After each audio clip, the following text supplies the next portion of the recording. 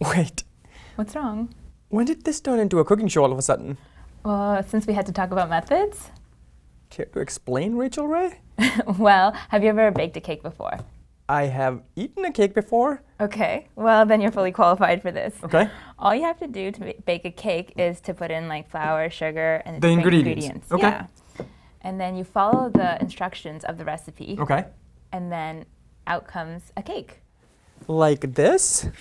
Yeah. Okay. Well, connect the analogy to the methods one more time. for me. Okay, sure. So for a method, you can put in inputs. Like we did the quantity for the display method. Yeah. And then you execute the instructions of the method. Okay. Almost like the recipe for making a cake. And then you can have an output value returned. Outputs, they are delicious.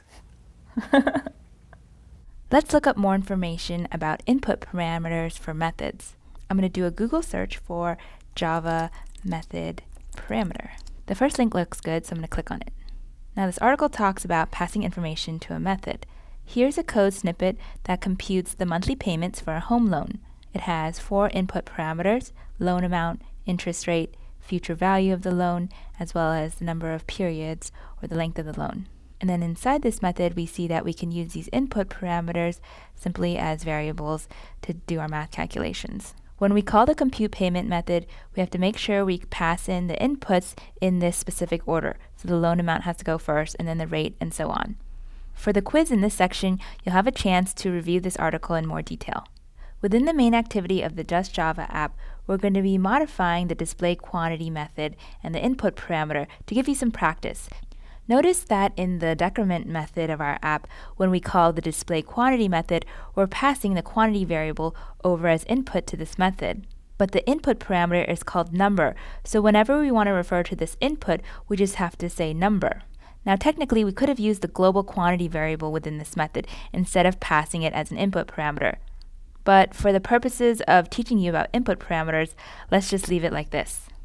I can change this call to the display quantity method so that I pass as input the number 30. This is valid because it still matches the input data type. So in the decrement method, when we call display quantity, it will jump down here and it will execute these instructions, and the variable number will have the value of 30. I'll run it on my device to show you. So now when I hit the minus button in the app, it will display a quantity of 30 here. So let me try that. There, and it actually happened like that.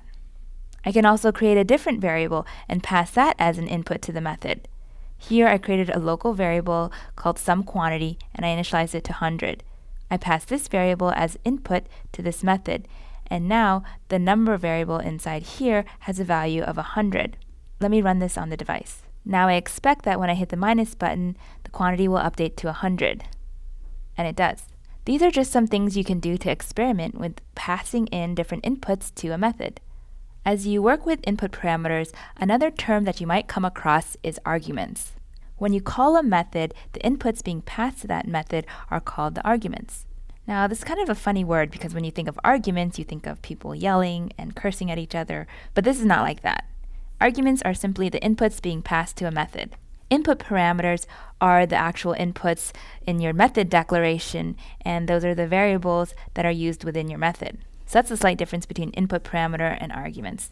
In any case, go ahead and read the article in the instructor notes about method parameters. Then go ahead and experiment with the code in your app. First, try to rename the number input parameter within the display quantity method declaration. Just simply give it a different variable name. Then go ahead and fix any errors and then run the app again.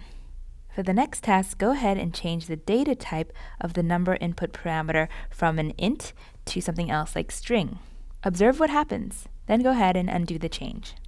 If you want to experiment with other things, go right ahead. For example, if you have a question, what would happen if I do X? Then just go ahead and try it.